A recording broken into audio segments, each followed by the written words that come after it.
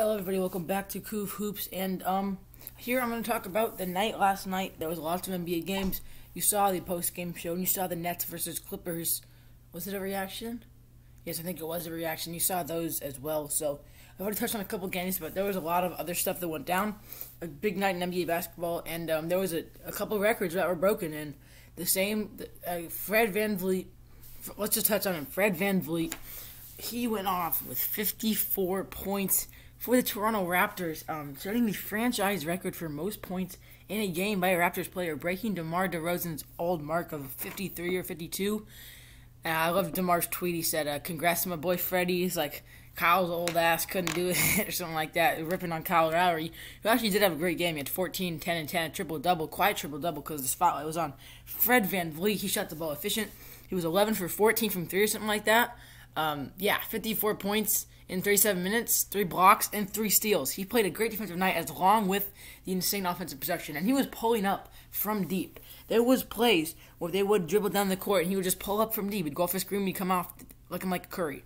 And this Raptors team struggled a lot, and he's averaging around 18 points in the year. He got his big contract extension, and he's starting to play like he deserves it now. Here, moving towards this middle of the season, towards this, getting close to the middle of the season, the Raptors have figured out how to turn it around, and now they're 9-13. They're right there in the playoff hunt, and they playing better basketball, led by Fred VanVleet, and I mean he's looking like their main offensive player now, and he's putting up the production. 54 points is insane amount of points, and that's the franchise record.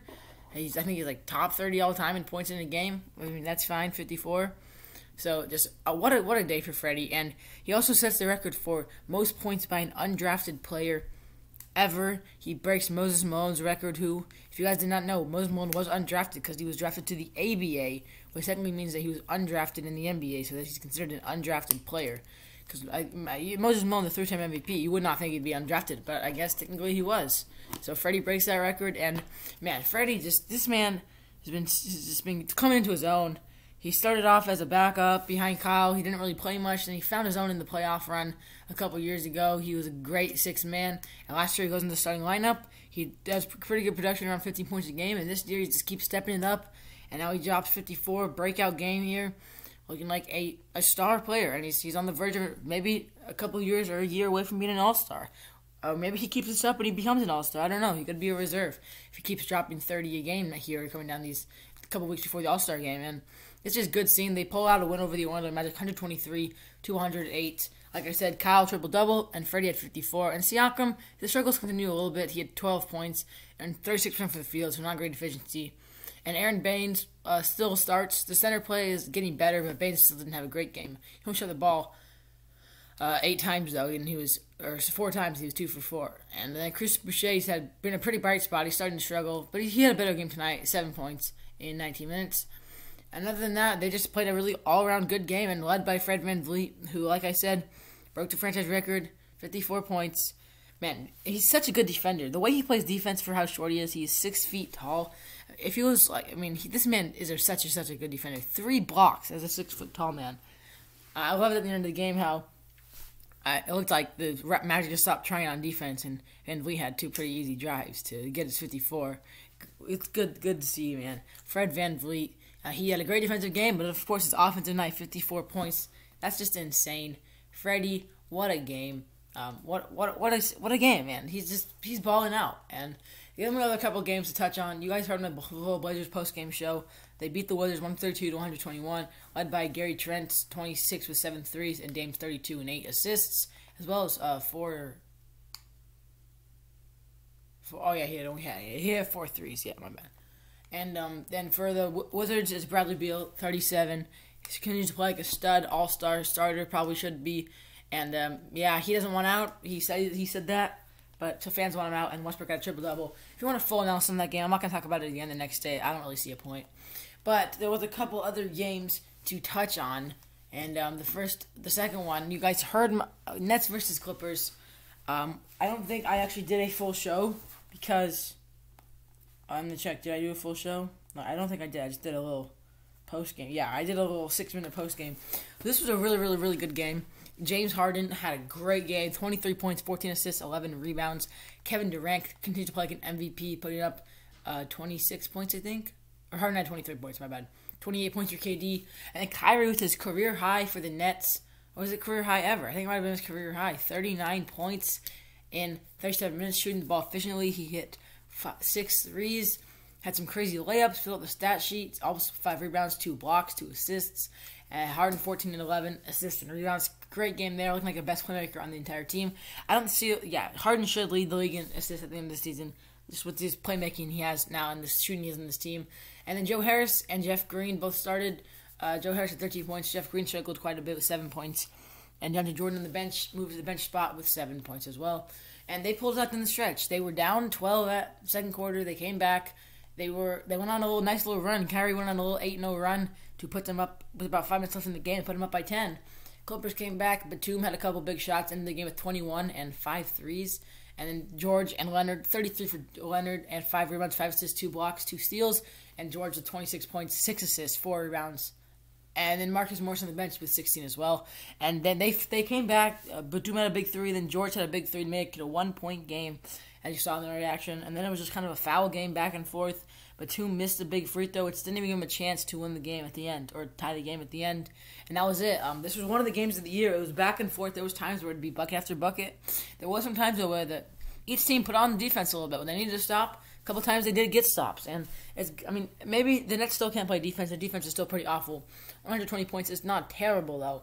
And this Clippers team, maybe the best team in the league, they cannot slow down these Brooklyn Nets. So I think this Nets team is the best offensive team in the entire league. And this was a great game to watch. Fun one in Brooklyn. Grizzlies at Pacers. The Pacers killed the Grizzlies. They won by 28. By 18? Yeah, they won by 18. Sabonis had 32, 13, 5, and 2. Monster game for DeMontis. The Pacers have been battling some injury problems. No LeVert, no TJ Warren. But they're winning games in Memphis. Their 6-game win streak snaps. John Morant's been back for a while, and they've been rolling. They were 9-6. Now they fell to 9-7. Ja struggled again. Second straight game. Shot 20% from the field, only 10 points.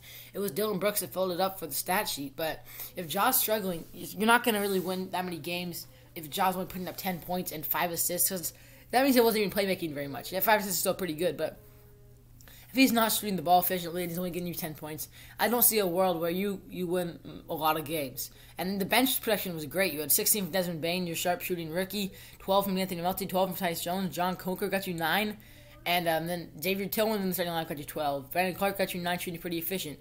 Just John Morant struggled a lot, which didn't really help him in this game, and they couldn't get some stops. They couldn't ever put it together a run to get back into this game. And Sabonis and Brogdon did their thing, 32 and 13 for Sabonis, and 23 for Brogdon, as well as Miles Turner with a double-double, 22 and 11, with Jeremy Ram, 19, Doug McDermott with 11, Justin Holiday with 10. Everyone scored. You had Aaron Holiday with 6, McConnell with 6, and 7 assists. Good game on the bench for him. Aaron Holiday with 6 as well. And you just played a pretty good team effort. Whenever they tried to make a run, you came back and you shot the 3 ball really well. And Memphis did not shoot the ball well. They were around 30% as a team. You guys were nearly 60%. You guys were around 55% as a team, which is great. And you both shot. You just got way better percentage from 3, and you pulled it together. You went on a little run to end it. In the end, you were up by 28. They cut it back to 18, but you held them off for the end of that game. And a good win for Indiana. It was Indiana's game the whole time. They were up 21 and a half, and then they kept it coming and they put it on and they won this game. Good win for Indiana. They move up to 12 and 9. Memphis falls to 11 and 9, and Memphis falls to 9 and 7. Memphis is still a good team. Don't get me wrong. They're still a really good scrappy team. They're a pretty well balanced team, but this is a tough loss. Pacers are a good team. 2 more games. Jazz at Pistons. This was a good one. Utah was up most of the game. They were up big. Detroit put together a nice little run there, and they cut it to about 10.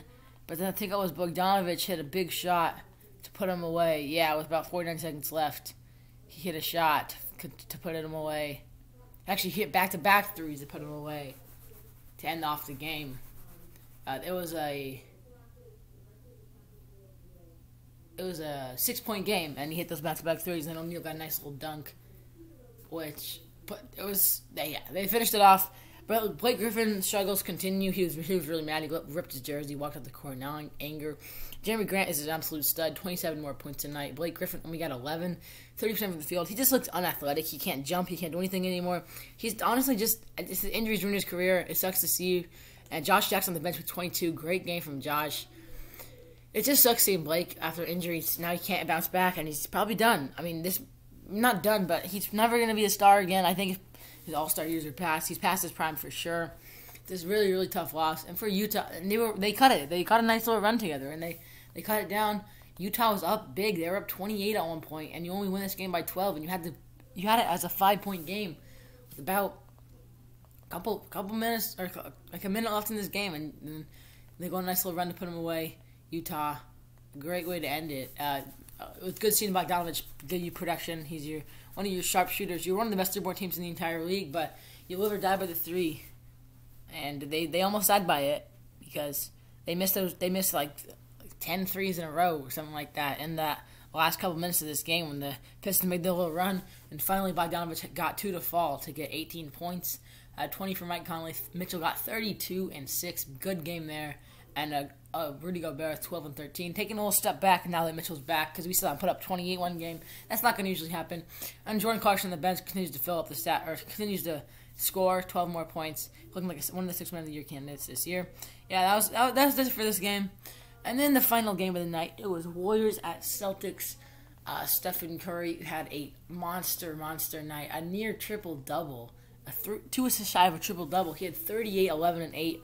He tried to do everything he could to get this team into the game. You have just no center play. You had no Wiseman tonight. Kevin Looney got injured in that second quarter, and you couldn't really do much without a center. The Celtics team, they took it to the paint quite a bit, and they ran they got lots of offensive rebounds and second chance opportunities because of it. Kemba Walker's struggles continue.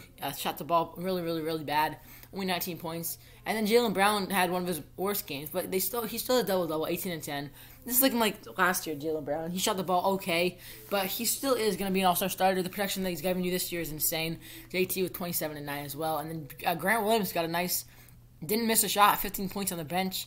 Jeff Teague actually had an okay game, 9 points in 17 minutes. And Javonte Green, Samuel Ojale, they all played a little bit. And Daniel Tice and Tristan Thompson, they ran 2 bigs tonight. Thompson at power forward, I guess, because you have no Marcus Smart. And he got you 13 to not miss a shot, and Tice got you 8 and 11. So a lot of production from everyone. Some inefficiencies on the side of the ball. Yeah, that's a little struggle. Kemba still struggles a little bit. But you pulled out this win. You were up by, you went on a nice little 10-0 run with about a couple minutes left in this game. Then you put them away, but Warriors came back a little bit. Cut it to 4 with a couple big shots down the stretch from Curry, Toscano, Anderson. Hit a one to make it a 4-point game with about 20 seconds left. And then the Celtics just iced it out. And, some free throws back and forth. And that was the story of this game. Celtics and Warriors, that was a pretty good game. It was close most of the night until a couple little 10-0 runs at one point. But most of the game, it was a very close one. Wiggins had 15 points. He struggles a little bit tonight, and so does Oubre, like he always has, 12 points. But he shot the ball okay. Better efficiency from Oubre. Wiggins had pretty bad efficiency, 15 points. He's been looking very good lately for this Warriors team, and I think there is a shot that this Warriors team does make a deep playoff run. But I think next year it could be one of their years to win a championship when they get Klay Thompson back. And Wiseman gets more developed. And then Toscano Anderson got you big 16 on the bench, as well as Cam Bazemore with 10. Eric Pascal shot the ball pretty bad, 5 points. He's been a very good bench piece for you guys. Your second-year player. And other than that, that's all there is to talk about. That was a good game. Really good night in basketball. Fred VanVleet is an absolute guy. Thank you guys for watching. This is my night in review. Maybe I'll see you guys again tonight. There is a pretty big slate of games. We've got Pacers at Bucks, a good game. We got Sixers, Hornets, Mavs, Hawks, Knicks, Bulls, Rockets, Thunder, Wizards, Heat, Clippers, Cavs, Timberwolves, Spurs, Suns, Pelicans. I hate how that's always a national TV game. They always give the Pelicans national TV. Celtics, Kings, and that'll do it. So if there's any good games, I'll hit you with the reaction. There probably will be. There's a ton of games. I will miss a lot of the first half of those 5 o'clock games because I do have basketball. But that'll be it for me, guys. Thank you guys for watching. Subscribe to the channel if you're new, like the video, comment, share, everything like that. If you don't want to, it's okay. I can't force you to. You can do whatever the heck you want. It's your account. Peace.